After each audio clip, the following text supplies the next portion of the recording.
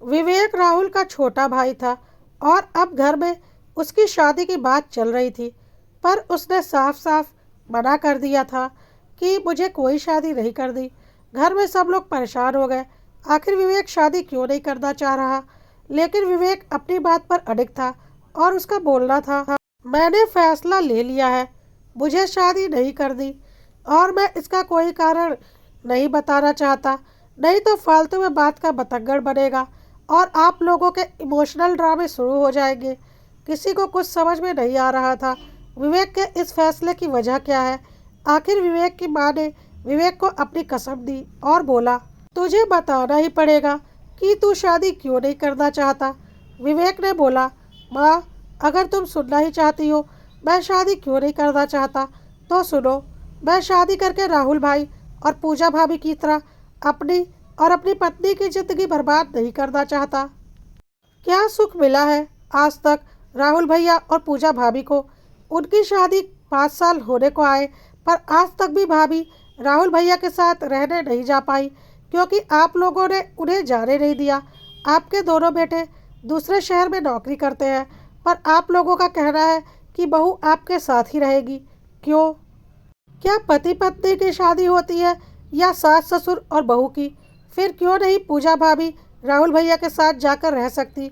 लेकिन जब भी राहुल भैया उन्हें लेकर जाने की सोचते हैं तो आप दोनों अपने इमोशनल ड्रामे शुरू कर देते हैं कि हाँ हाँ, हमें अब कौन पूछने वाला है, हमने तुम्हें पाल पोस कर बड़ा कर दिया, पढ़ा लिखा कर काबिल बना दिया, अब हमारी क्या ज़रूरत है। तुम दोनों मियाँ बीवी आपस में खुश रहो। अरे, यह कौन सी बात हुई माँ? क्या राहुल भैया और पूजा भाभी की कोई ज़िंदगी नहीं है?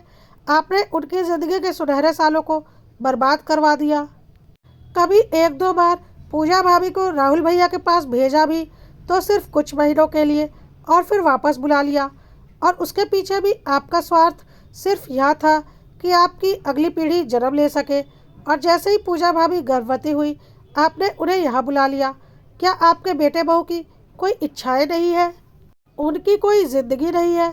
अरे, जब नौकरी दूसरे शहर में है तो बेटा दूसरे शहर में ही तो रहेगा और पत्नी पति के साथ ही तो रहेगी। हम दोनों भाई तो काफ़ी सालों से नौकरी कर रहे हैं, तब तक तो आप दोनों यहाँ अकेले ही रहते थे और आप लोगों को कोई दिक्कत भी नहीं थी। लेकिन राहुल भाई की शादी के बाद से आप लोगों ने ऐसे ऐसे ड्रामे शुरू कर दिए जैसे आप कितने लाचार और बेसहारा हैं, जबकि अभी तो आप लोगों की उम्र उतनी हुई भी नहीं है। पापा को रिटायर हुए अभी 1 साल ही तो हुआ है और आप लोगों को अच्छी खासी पेंशन भी मिलती है। और अगर अकेले रहने में दिक्कत है भी तो राहुल भाई और मैंने हर बार आप लोगों को से कहा है कि आप लोग हमारे साथ चल कर रहिए, किसी के पास भी रहिए, किसी को कोई दिक्कत नहीं है। लेकिन आप अपना घर छोड़ना नहीं चाहते और बहू को जाने नहीं देना चाहते। देखा जाए तो आपने अपने बड़े बेटे बहू की ज़िंदगी बर्बाद कर रखी है और मैं नहीं चाहता कि मैं शादी करके एक दूसरी पूजा को घर लेकर आऊँ और उसकी ज़िंदगी बर्बाद करूँ। मुझे पता है कि अगर मैंने शादी कर ली और ज़बरदस्ती अपनी पत्नी को यहाँ से लेकर चला गया तब भी आप लोग बहुत बड़ा बवाल मचाएंगे। ना आप खुद हमारे साथ रहने आएंगे और ना हमारी पत्नी को हमारे साथ भेजेंगे। तो ऐसी शादीशुदा ज़िंदगी जीने से अच्छा है कि शादी ही ना की जाए। मैं दूसरा राहुल नहीं बनना चाहता। राहुल और पूजा यह सारी बातें सुन रहे थे और उन्हें विवेक के ऊपर गर्व हो रहा था कि कम से कम उसने शादीशुदा ना होते हुए भी यह सच्चाई समझी और माँ बाप के सामने कहने की हिम्मत रखी। विवेक की बातें सुनकर विवेक के माँ बाप एक दूसरे को देख रहे थे और उन्हें समझ में आ रहा था कि उनकी चालाकियाँ उनके बेटे अच्छे से समझते हैं। उन्होंने बोला, अरे बेटा, तू इतनी फालतू सी बातों के पीछे पड़ा है, यह सब तेरे मन का वहम है, ऐसा कुछ नहीं है। तू एक काम कर, शादी के लिए हाँ कर और तू शादी होते ही अपनी पत्नी को लेकर चले जाना, हमें कोई दिक्कत नहीं है। विवेक ने बोला, माँ, दिक्कत तो राहुल भैया के समय भी आपको नहीं थी। आपने पूजा भाभी के मायके वालों से यही तो बोला था कि राहुल के पापा तो अभी खुद नौकरी करते हैं और दोनों बेटे अपना अपना अच्छा कमाते हैं। आपकी बेटी आराम से मेरे बेटे के साथ रहेगी बिना किसी जिम्मेदारी के। हमारे यहाँ तो सब आत्मनिर्भर है और किसी के ऊपर कोई जिम्मेदारी नहीं है। लेकिन क्या आज तक पूजा भाभी वह ज़िंदगी जी पाई है जिस जिंदगी के सपने आपने शादी के वक्त पूजा भाभी और उनके मायके वालों को दिखाए थे, यही काम आप मेरे साथ करेंगे। अभी झूठे वादे करके मेरी शादी करवा देंगे और फिर मेरी पत्नी के साथ भी वही सब कुछ होगा जो पूजा भाभी और राहुल भैया के साथ हुआ है। और हमारे विरोध करने पर आपके इमोशनल अत्याचार शुरू हो जाएंगे और मैं ऐसा कुछ नहीं चाहता, इसलिए मुझे शादी ही नहीं करनी। यह मेरा आखिरी फैसला है। अब विवेक के माता पिता को समझ में आ चुका था कि उनकी चाल ज़्यादा दिन तक चलने वाली नहीं है और अगर उन्होंने अपने व्यवहार में परिवर्तन नहीं लाया तो उनके छोटे बेटे का घर कभी नहीं बस पाएगा, क्योंकि वह बड़े बेटे की तरह सीधा साधा नहीं है कि माँ बाप ने जो बोला चुपचाप सर झुकाकर सुन ले और उसकी शादी के बाद बवाल होना तय है।